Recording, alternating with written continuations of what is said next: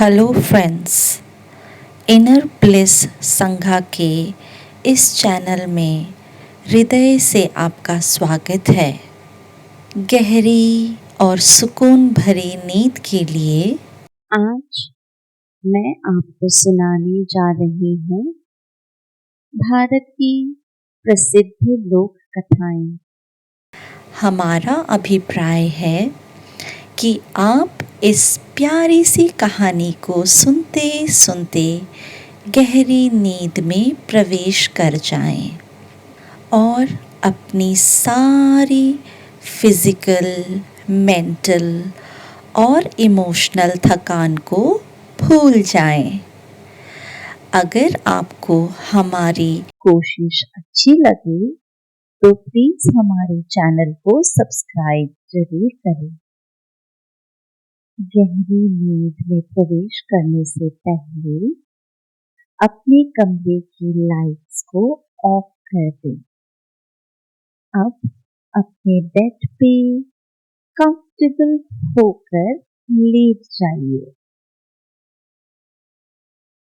जिस भी पोजीशन में आप कंफर्टेबल हैं या आपको सोना पसंद है, आप उसी पोजीशन में सो सकते हैं या फिर लेट सकते हैं। बस आराम से लेट जाइए। अब एक गहरी श्वास नाक से लीजिए और अपने मुख से उस श्वास को ह का साउंड करते हुए, ह की ध्वनि करते हुए बाहर निकालिए। जैसे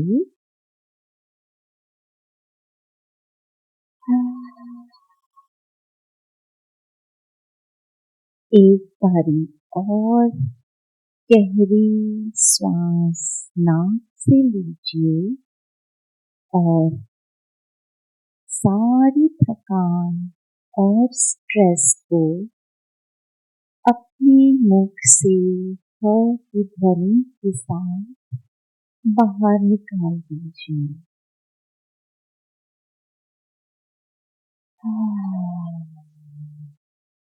एक आखिरी बार श्वास को भरिए।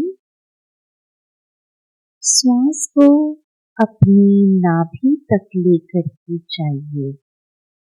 जब आप श्वास को भरेंगे नाक से तो आपका पेट बाहर की ओर फूलेगा, जैसे कि कोई गुब्बारा हो। 5 सेकंड के लिए आप अपने श्वास को अपने नाभि पर होल्ड कीजिए और फिर मुख से श्वास को बाहर निकाल दीजिए।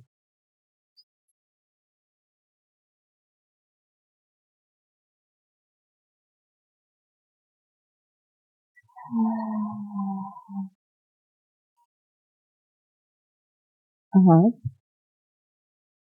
अपने ध्यान को अपने शरीर पर केंद्रित कीजिए। तकिए को महसूस कीजिए। गद्दे को महसूस कीजिए। आप अब अपने ध्यान को पैरों की उंगलियों पर केंद्रित कर दीजिए। दोनों पैरों की उंगलियों पर अपने ध्यान को लेकर के जाइए। आपके पैरों की उंगलियां शांत और शिथिल हो रही हैं। पैरों के तलवे शांत और शिथिल हो रहे हैं। अपने ध्यान को अब आप अपने पूरे पैरों पर महसूस कीजिए। प्राण वायु पैरों तक पहुंच रही है।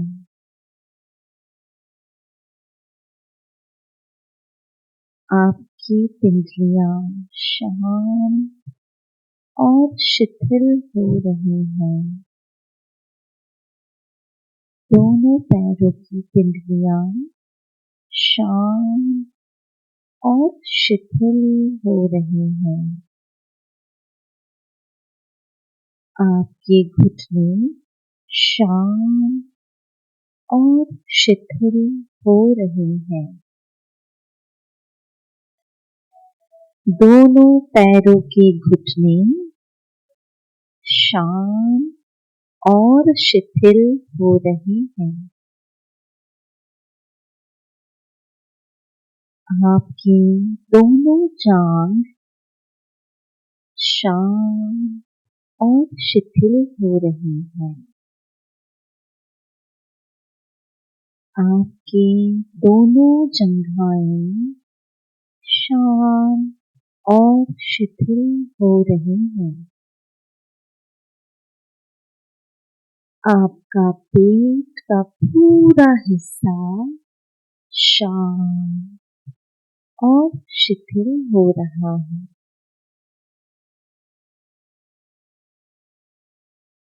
पेट का पूरा हिस्सा शांत और शिथिल हो रहा है।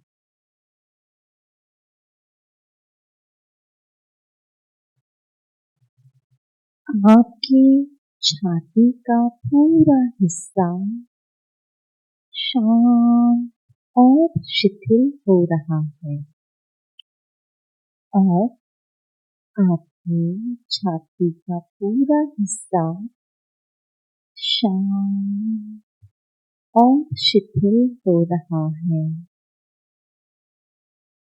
आपका मन शांत और शिथिल हो रहा है। आपकी पूरी पीठ शांत और शिथिल हो रही है। आपकी पूरी पीठ और मेरुदंड शांत और शिथिल हो रहा है। आपका मस्तिष्क शांत और शिथिल हो रहा है। आपका पूरा मस्तिष्क शांत और शिथिल हो रहा है। आपकी आंखों की सारी नाड़ियां और मांसपेशियां शांत और शिथिल हो रही हैं। आपकी आंखों की सारी नाड़ियां और मांसपेशियां शांत और शिथिल हो रही हैं।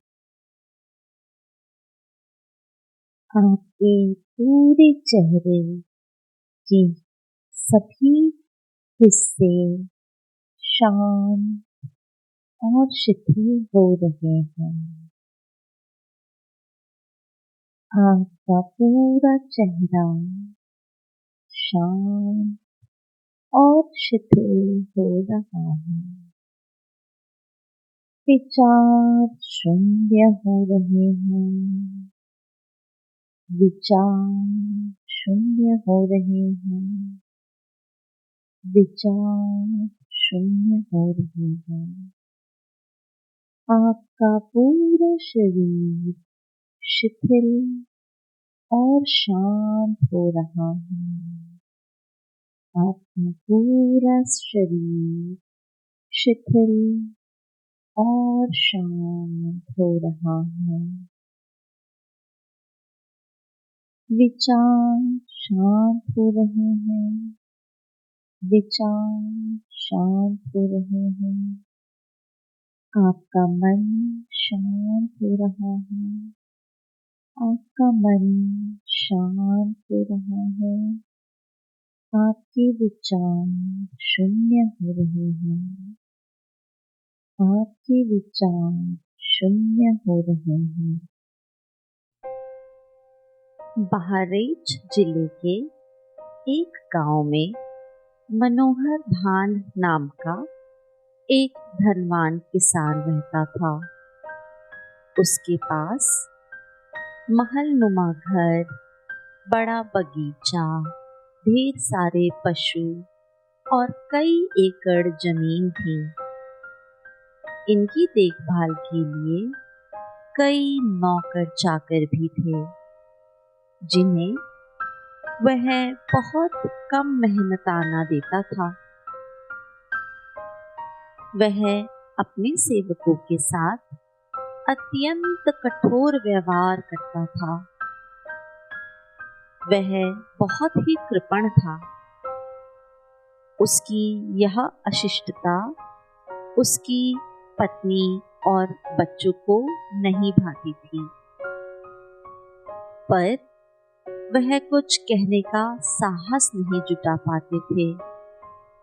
एक दिन मनोहर भान गहन चिंतन में डूबा हुआ था कि अचानक उसे एक योजना सूझी।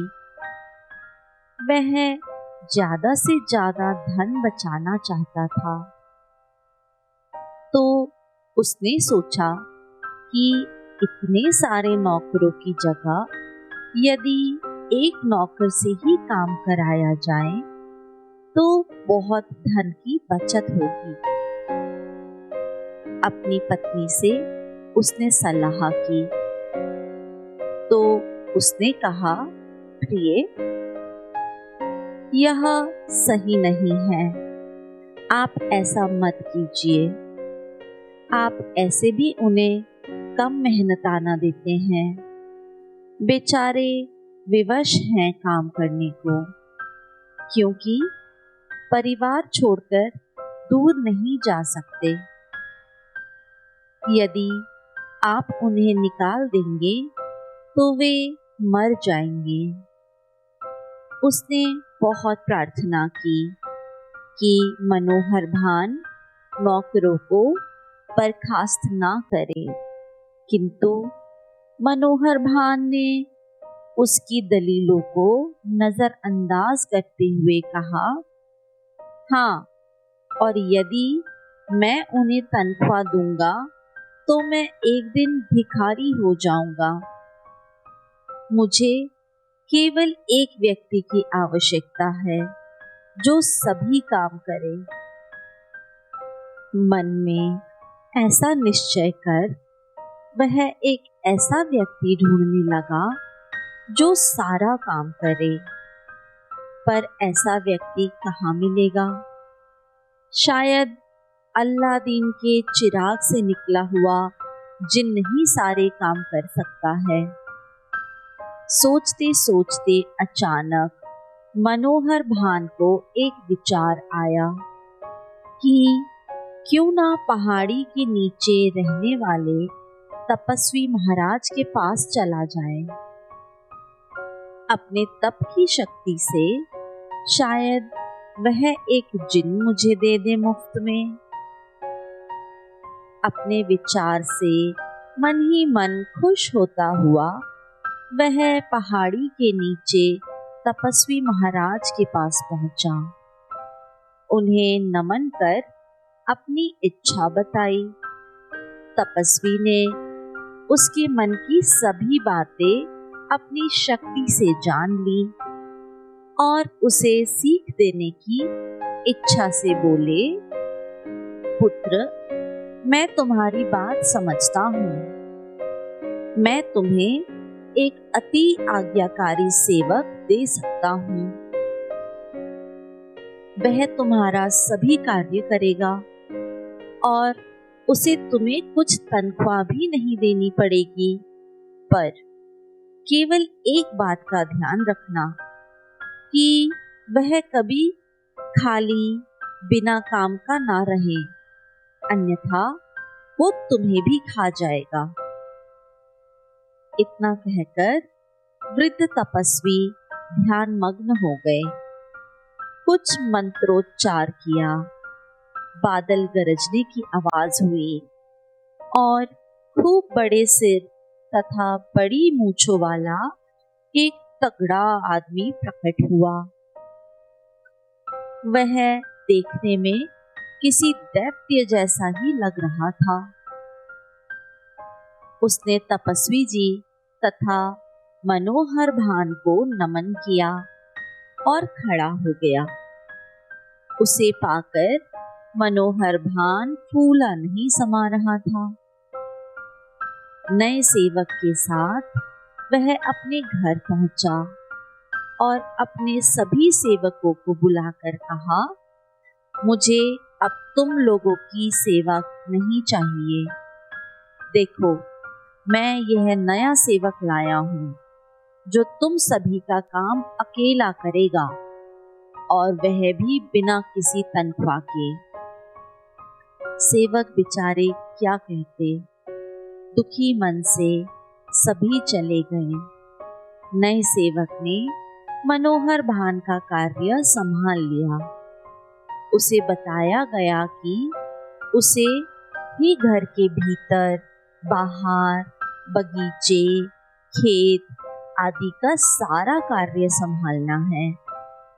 मनोहर भान ने दैत्य को विशेष कार्य देते हुए कहा, जाओ, जाकर बगीचे की सफाई करो, सूखे पत्ते तथा डंडियां अलग करो और फिर पौधों की सिंचाई करो।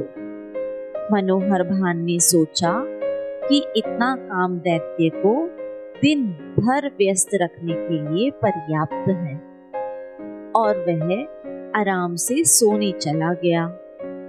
दैत्य ने 10 मिनट में ही सारा काम समाप्त कर लिया और आकर मालिक को जगाने लगा। मालिक, मालिक, उठिए। मनोहर भान ने उठकर पूछा, क्या बात है, मुझे क्यों जगाया? दैत्य ने कहा, मालिक, आपने बगीचे का जो भी काम दिया था वह पूरा हो गया है। बताइए, अब मैं क्या करूं? मनोहर भान को दैत्य की बातों पर विश्वास ना हुआ। वह स्वयं उठकर बाहर देखने गया। सचमुच दैत्य ने बगीचा बहुत ही सुंदर और साफ सुथरा कर दिया था। मनोहर भान ने अब खेती के काम पर लगाते हुए दैत्य से कहा, जाओ, खेत में हल चलाओ, घास निकालो और खाली जमीन में बीज बो दो। दैत्य काम में तुरंत लग गया। मनोहर भान सोने चला गया। 10 मिनट बीतते ही दैत्य पुनः उसे जगाने लगा। मालिक, उठिए, आपने जितना काम कहा था मैंने सब पूरा कर दिया है। अब मैं क्या करूं? मनोहर भान के आश्चर्य का ठिकाना नहीं था। अब उसने दैत्य को घर की सफाई पर लगाया, पर वह कार्य भी दैत्य ने मिनटों में ही पूरा कर दिया। मनोहर भान को दैत्य को देने के लिए कोई काम ही नहीं सूझ रहा था। मन ही मन डर भी लग रहा था कि यदि कोई कार्य ना दिया तो वह उसे ही खा लेगा। सोचते सोचते उसे एक युक्ति सूझी। उसने दैत्य से कहा, जाओ, उस कुत्ते की पूंछ सीधी करो। दैत्य कुत्ते के पास गया और उसकी पूंछ सीधी करने लगा। जितनी ही बार सीधी करता, उतनी ही बार वह फिर से मुड़ जाती। बार बार पूंछ छूने से कुत्ता उत्तेजित हो गया और जोर से गुर्राकर उसने दैत्य को नोच डाला। कुत्ते के आकस्मिक प्रहार से घबराकर सिर पर पांव रखकर दैत्य जंगल में भाग गया और दोबारा वापस नहीं आया। कर्तव्यनिष्ठ दैत्य से छुटकारा दिलाने के लिए मनोहर भान ने ईश्वर का धन्यवाद किया। दूसरी कहानी, घोड़े का प्रतिदान। जलंधर के एक छोटे से गांव में हरगोविंद नाम का एक गरीब किसान अपनी पत्नी के साथ रहता था। उसकी कोई औलाद नहीं थी। वह गांव के ही संपन्न जमींदार के यहाँ काम करता था। काम के बदले उसे बहुत थोड़े पैसे मिलते थे, जिससे बड़ी कठिनाई से परिवार का जीवन यापन हो पाता था। घर चलाने के लिए उसकी पत्नी को भी काम करना पड़ता था। वह गांव के बच्चों के लिए कपड़े सिलती थी। उसकी एक वृद्ध बुआ थी जो सुदूर गांव में अकेली ही रहती थी। वह धनवान होते हुए भी बहुत कृपण थी। अपनी कंजूसी की किसी सगे संबंधी या भला चाहने वालों से भी दूर रहती थी। सत्कार करना तो दूर की ही बात है। वृद्धावस्था के कारण वह दिन प्रतिदिन कमजोर हो रही थी। उसे अपनी देखभाल के लिए किसी और व्यक्ति की जरूरत थी। वह जानती थी कि हरगोविंद एक दयालु एवं कोमल हृदय वाला व्यक्ति है। एक दिन मृत्यु को समीप पा उन्होंने हरगोविंद को याद किया और बुलावा भेजा। चाची से मिले कई वर्ष हो गए थे। हरगोविंद ने सोचा कि अवश्य ही चाची की तबीयत बहुत खराब है, इसीलिए बुलवाया है। यह सोचकर वह उनसे मिलने चल पड़ा। मार्ग में उसकी मुलाकात एक धोबी से हुई। उसने धोबी से उनके घर का पता पूछा। धोबी ने उसे आश्चर्यचकित नीचे से ऊपर की ओर देखा और पूछा, क्या तुम सच में उस वृद्धा से मिलना चाहते हो? तुम होश में तो हो? हरगोविंद ने कहा, हाँ भाई, वह मेरी चाची है, मैं उनसे मिलने जा रहा हूँ। धोबी ने कहा, अच्छा, बड़ी प्रसन्नता की बात है, पर वह तो पहले दर्जे की कंजूस है, कभी भी किसी का सत्कार नहीं करती है। यदि उसके घोड़े के पास से भी कोई गुजरेगा तो उसे भी दुरदुरा देगी। हरगोविंद मुस्कुराकर आगे बढ़ गया।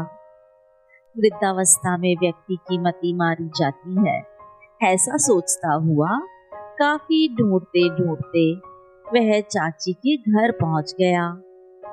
घर की बड़ी ही दयनीय स्थिति थी। दीवारें टूटी हुई थी, चारों ओर मलबे का ढेर था। दीवारें बहुत ही गंदी थीं। हरगोविंद को आश्चर्य हुआ कि ऐसी जगह कोई रह कैसे सकता है। तभी उसकी नजर फाटक के पास एक पोल में बंधे घोड़े पर पड़ी। घोड़ा बहुत ही कमजोर और कृश लग रहा था, मानो कई दिनों का भूखा हो। उसकी हालत देखकर हरगोविंद को बहुत दया आई।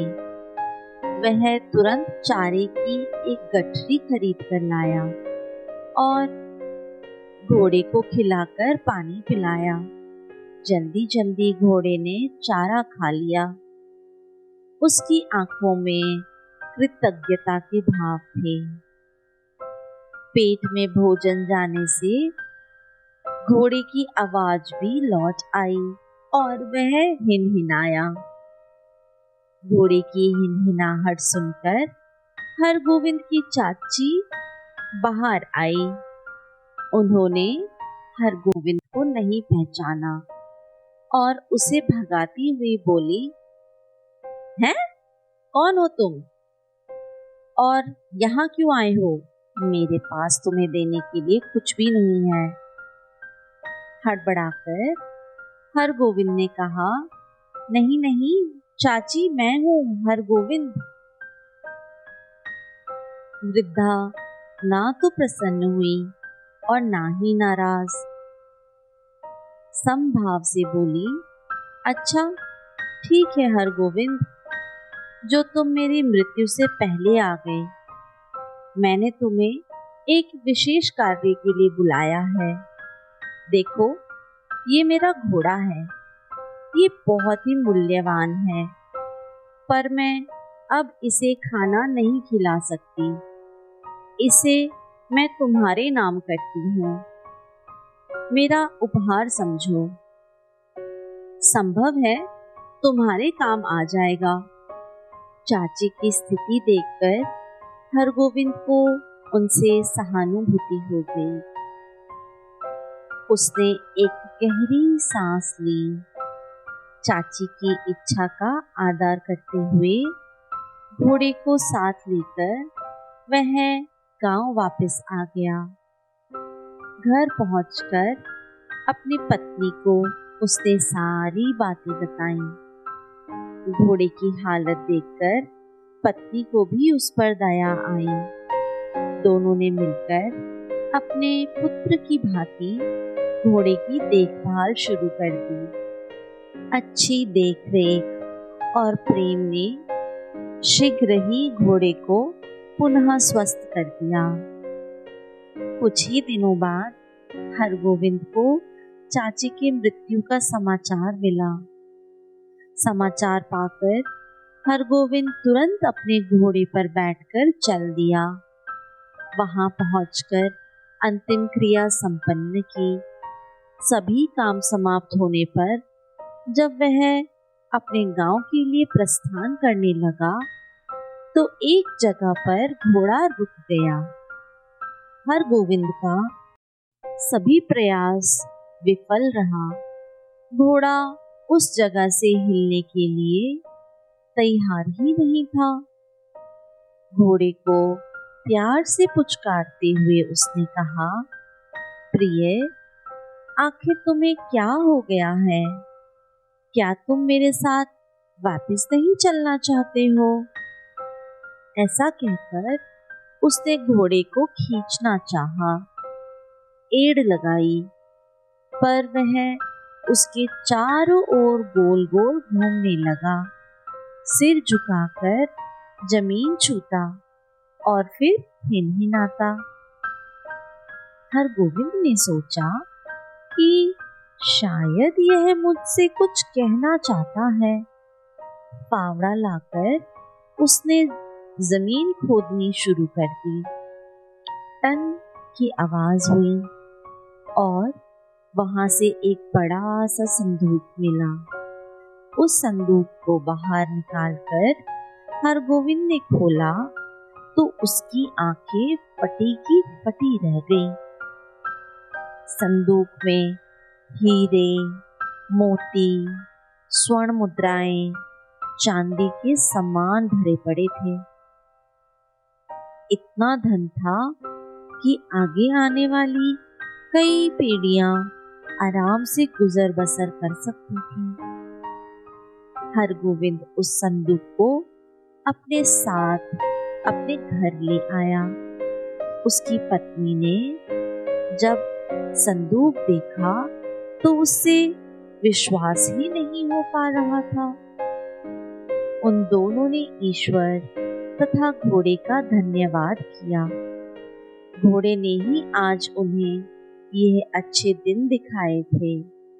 इसके पश्चात वे गरीबों और जरूरतमंदों की सहायता करते हुए सुखपूर्वक जीवन व्यतीत करने लगे।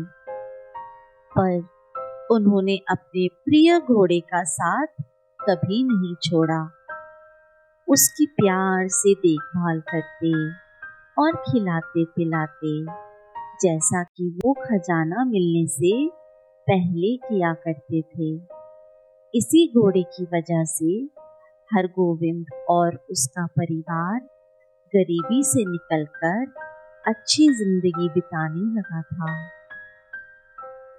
एक गांव में सामू और सोमू नाम के दो पड़ोसी रहते थे। सामू अति संपन्न था, पर अति कृपण भी। अपने परिवार पर भी कोई खर्च नहीं करता था। अतिथियों की सेवा करना तो दूर की बात थी। दूसरी ओर सोमू था, परंतु उसकी कमाई पर्याप्त नहीं थी और वह किसी प्रकार बड़ी मुश्किल से अपना जीवन निर्वाह कर रहा था। फिर भी वह खुश था। वो दिन रात मेहनत करता था। जितना मिलता था उसी में प्रसन्नता से जीवन यापन कर रहा था। घर में अतिथियों का आना जाना भी रहता था। यूं कहें कि सदा एक उत्सव का माहौल बना रहता था। इतनी कम आमदनी और इतनी प्रसन्नता, आखिर कैसे? इसका जीवन कैसे चलता है? यही विचार सामू की पत्नी को सदा सताता था। सोमू के परिवार के आसपास सदैव लोगों की भीड़ लगी रहती थी। वह सब मिलकर उत्सव मनाते रहते थे। यह देखकर सामू की पत्नी आश्चर्यचकित रह जाती थी। इसका राज जानने की इच्छा से एक दिन सामू की पत्नी अपनी पड़ोसिन सोमू की पत्नी के पास जाकर बोली, सखी, मैं एक राज की बात तुमसे जानना चाहती हूँ। सोमू की पत्नी आश्चर्य से बोली, राज की बात? मुझसे? ठीक है, पूछो। तुम लोग दिन भर इतना कठिन परिश्रम करते हो, आमदनी भी थोड़ी होती है, फिर भी तुम सदा संतुष्ट और प्रसन्न रहते हो, ऐसा कैसे संभव है? सोमू की पत्नी बोली, सखी, यह मैं स्वयं भी नहीं जानती हूँ। असंतुष्ट सामू की पत्नी घर जाकर भी सारे दिन सोचती ही रही। शाम को घर आने के बाद सामू ने जब पत्नी को उदास देखा तो उससे पूछा, प्रिय, तुम्हें क्या हुआ है? किस बात की चिंता है? प्रिय, मैं चिंतित नहीं हूँ। एक राज की बात मैं समझ नहीं पा रही, इसीलिए थोड़ी परेशान हूँ, पत्नी ने कहा। पड़ोसी की प्रसन्नता का राज क्या है? प्रिय, वे लोग हमारी तरफ अभी 99 के चक्कर में नहीं पड़े हैं। 99 का चक्कर? क्या मतलब?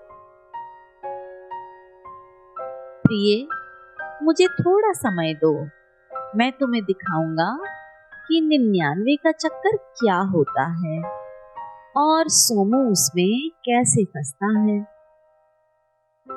सामू ये कहकर स्नान करने चला गया। उसकी पत्नी उसके शब्दों पर विचार करने लगी, परंतु कुछ समझ नहीं पाई। समय बीतता रहा। समय बीतने के साथ साथ सामू की पत्नी ने सोमू के घर में भी परिवर्तन अनुभव किया। अब वहां पहले सी प्रसन्नता नहीं दिखती थी। उत्सव का माहौल भी नहीं रहता था। लोगों का आना जाना भी कम हो गया था। इस परिवर्तन का कारण जानने के लिए सामू की पत्नी सोमू की पत्नी के पास गई। सोमू की पत्नी चिंतित तो थी ही, पहले थोड़ी हिचकी, फिर उसने कहा, सखी, तुम्हें पता है ना, हम कितने संतुष्ट और प्रसन्न थे। अब इस 99 के चक्कर ने हमारा जीवन बर्बाद कर दिया है। 99 का चक्कर, यह क्या है? 1 महीने पहले मेरे पति ने घर आते समय फाटक पर एक चांदी के सिक्कों से भरा थैला पड़ा देखा। उन्होंने घर आने पर मुझसे उसके बारे में पूछा। मुझे कुछ पता नहीं था। फिर उसे खोलकर गिना तो उसमें 99 सिक्के थे। हमने सोचा कि यदि एक और सिक्का हो जाए तो पूरे 100 हो जाएंगे और यह संचित संपत्ति भविष्य के लिए अच्छी रहेगी। तभी से बचत शुरू हो गई। आतिथ्य सत्कार बंद हो गया। किसी तरह हमने एक सिक्का जोड़कर 100 किया है। मुझे राहत मिली। अब जब 100 पूरे हो गए तब तुम्हें किस बात की चिंता है? फिर से उसी 99 का चक्कर। सामू की पत्नी समझ नहीं पा रही थी कि इसका क्या अर्थ है। तो सोमू की पत्नी एक लंबी सांस लेकर फिर बोली। अगले दिन पति ने फिर आकर कहा कि हमारे पास 100 सिक्के तो जमा हो ही गए हैं। कितना अच्छा होगा यदि हम लोग इसे 200 बना सकें। और बस उसी दिन से फिर मेरी चिंता शुरू हो गई है। सोमू की पत्नी की बात सुनकर सामू की पत्नी चुपचाप उठकर चली गई। सामू उनकी वार्ता सुन रहा था। मुस्कुराकर उसने मन ही मन सोचा, ये है 99 का चक्कर। ये चक्कर उसी दिन शुरू हो गया था जिस दिन मैंने वो चांदी के सिक्कों का भरा थैला उनके फाटक पर छोड़ा था। उम्मीद करती हूँ आप गहरी नींद में प्रवेश कर चुकी है। गहरी नींद ने आपको अपने आगोश में भर लिया है। आपका चेतन मन पूरी तरह से शांत है और आराम कर रहा है। आपका अचेतन मन अपना काम बहुत ही शांति से बखूबी कर रहा है। शरीर अपना कार्य बखूबी कर रहा है। आप गहरी नींद में हैं। आप गहरी नींद में प्रवेश कर चुके हैं। आप गहरी नींद में प्रवेश कर चुके हैं। आप एक बहुत ही गहरी नींद में हैं। आप एक बहुत ही गहरी नींद में प्रवेश कर चुके हैं। मैं इस पूरे ब्रह्मांड को आज के दिन के लिए धन्यवाद करती हूँ या करता हूँ। मैं इस पूरे ब्रह्मांड को आज के दिन के लिए धन्यवाद करती हूँ या करता हूँ। मैं इस पूरे ब्रह्मांड को आज के दिन के लिए धन्यवाद करता हूँ या करती हूँ।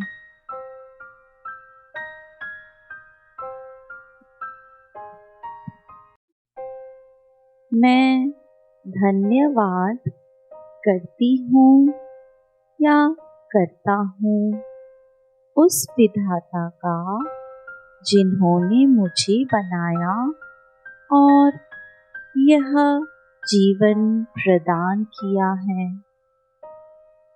मैं धन्यवाद करती हूँ या करता हूँ उस विधाता का जिन्होंने मुझे बनाया है और यह जीवन प्रदान किया है। मैं धन्यवाद करती हूँ या करता हूँ उस विधाता का जिन्होंने मुझे बनाया और यह जीवन प्रदान किया है। मैं जिंदा हूँ, स्वस्थ हूँ और मस्त हूँ। मैं बहुत खुश हूँ और मेरा मन पॉजिटिव ऊर्जा से भरा हुआ है। मैं जिंदा हूँ, स्वस्थ हूँ और मस्त हूँ। मैं बहुत खुश हूँ और मेरा मन पॉजिटिव ऊर्जा से भरा हुआ है। मैं जिंदा हूँ, स्वस्थ हूँ और मेरा मन पॉजिटिव ऊर्जा से भरा हुआ है। मैं मस्त हूँ और बहुत खुश हूँ।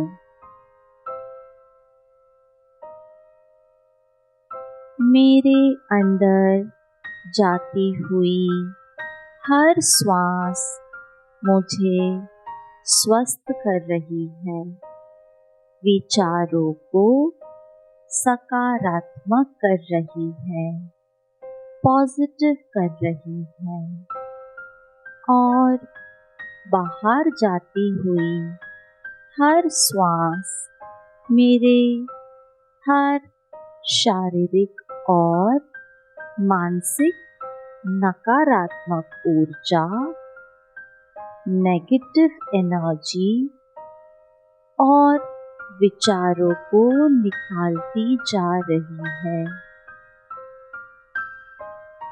मेरे अंदर जाती हुई हर श्वास मुझे स्वस्थ कर रही है, विचारों को सकारात्मक पॉजिटिव कर रही है और हर बाहर जाती हुई श्वास मेरे हर शारीरिक और मानसिक नकारात्मक ऊर्जा, नेगेटिव एनर्जी और नेगेटिव विचारों को निकालती जा रही है।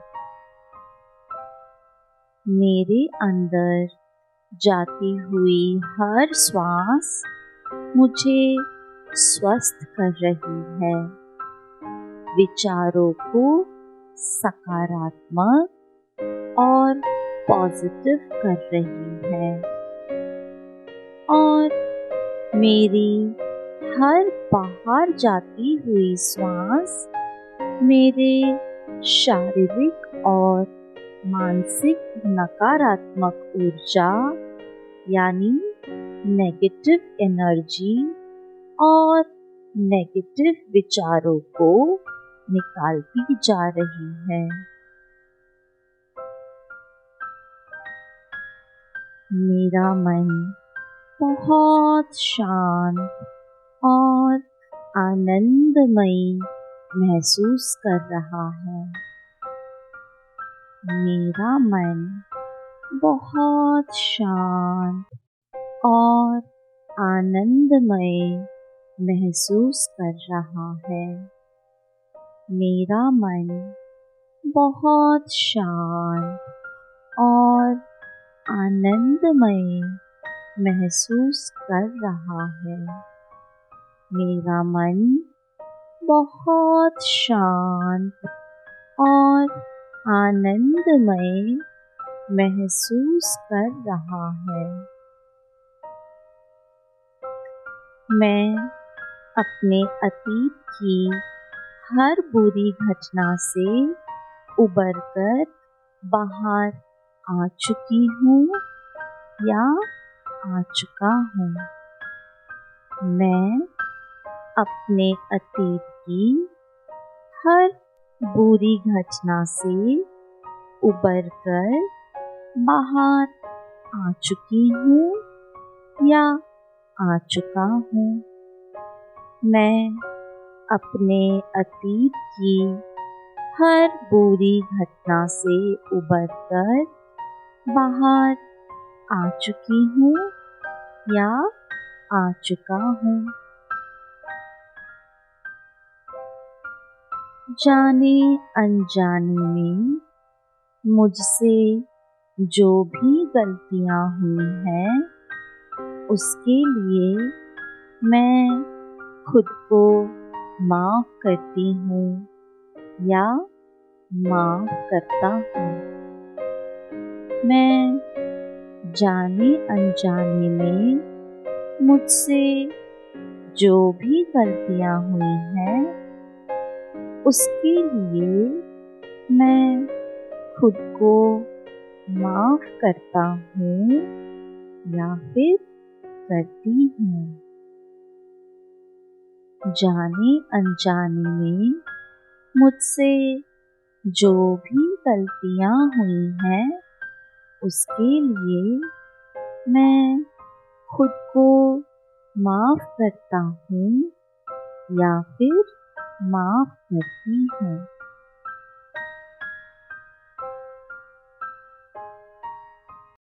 अतीत में जाने अनजाने जिन्होंने भी मुझे दुख दिया है, मैं उन्हें पूरे दिल से माफ़ करती हूँ या फिर माफ़ करता हूँ।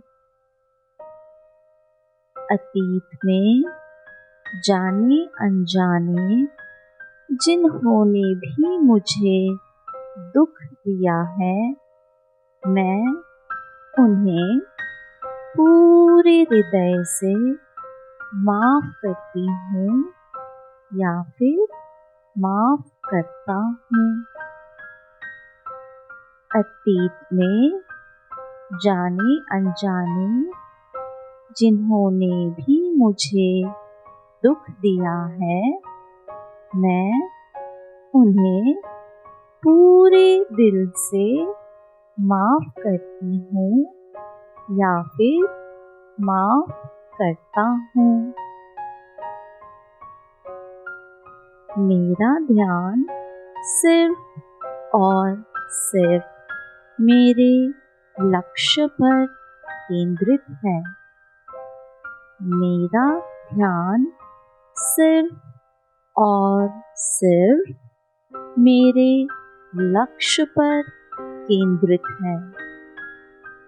मेरा ध्यान सिर्फ और सिर्फ मेरे लक्ष्य पर केंद्रित है।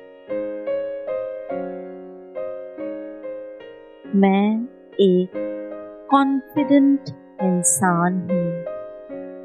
मैं एक कॉन्फिडेंट इंसान हूँ। मैं एक कॉन्फिडेंट इंसान हूँ। मैं अपने समय का उपयोग बहुत ही अच्छे से करती या करता हूँ। मैं अपने समय का उपयोग बहुत ही अच्छे से करती हूँ या करता हूँ। मैं अपने समय का उपयोग बहुत ही अच्छे से करती हूँ या करता हूँ। मेरा मन विपरीत स्थितियों में भी शांति और समझदारी से कार्य करता है। मेरा मन विपरीत स्थितियों में भी शांति और समझदारी से कार्य करता है। मेरा मन विपरीत स्थितियों में भी शांति और समझदारी से कार्य करता है। मैं सफलता हासिल करने के लिए तैयार हूँ। मैं सफलता हासिल करने के लिए तैयार हूँ। मैं सफलता हासिल करने के लिए तैयार हूँ।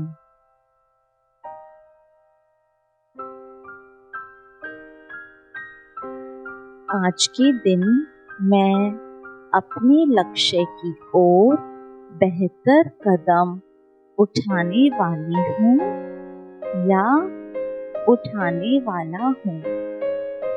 मैं आज के दिन में अपने लक्ष्य की ओर बेहतर कदम उठाने वाली हूँ या उठाने वाला हूँ। मैं आज के दिन में अपने लक्ष्य की ओर बेहतर कदम उठाने वाली हूँ या उठाने वाला हूँ।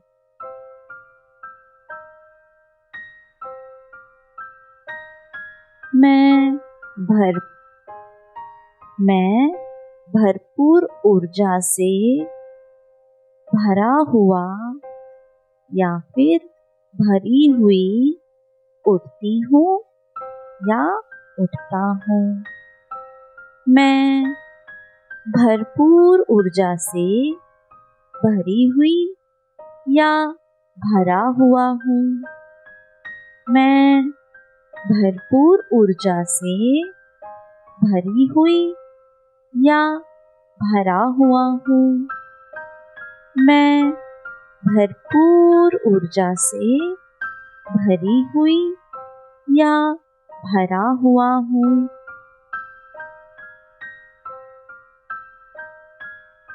मेरा पूरा दिन ऊर्जा से भरा हुआ व्यतीत हो रहा है।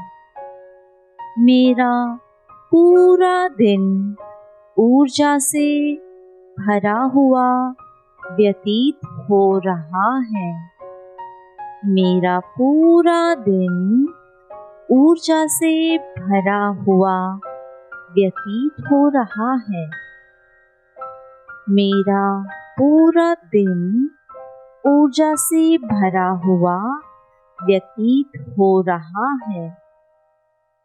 मेरे चारों ओर पॉजिटिव एनर्जी से भरे हुए लोग हैं।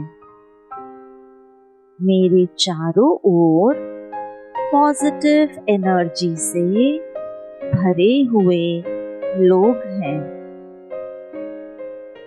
मेरे चारों ओर पॉजिटिव एनर्जी से भरे हुए लोग हैं। सब लोग मुझे सहयोग करते हैं। मेरी मदद करने के लिए तत्पर रहते हैं। सब लोग मुझे सहयोग करते हैं। मेरी मदद करने के लिए तत्पर रहते हैं। सब लोग मुझे सहयोग करते हैं। मेरी मदद करने के लिए तत्पर रहते हैं। सब लोग मुझे सहयोग करते हैं और मेरी मदद करने के लिए तत्पर रहते हैं। मैं बहुत सकारात्मक और प्रेरित महसूस करती हूँ या करता हूँ। मैं बहुत सकारात्मक और प्रेरित महसूस करती हूँ या करता हूँ। मैं बहुत पॉजिटिव और इंस्पायर्ड महसूस करती हूँ या करता हूँ। मैं बहुत पॉजिटिव और मोटिवेटेड महसूस करती हूँ या करता हूँ।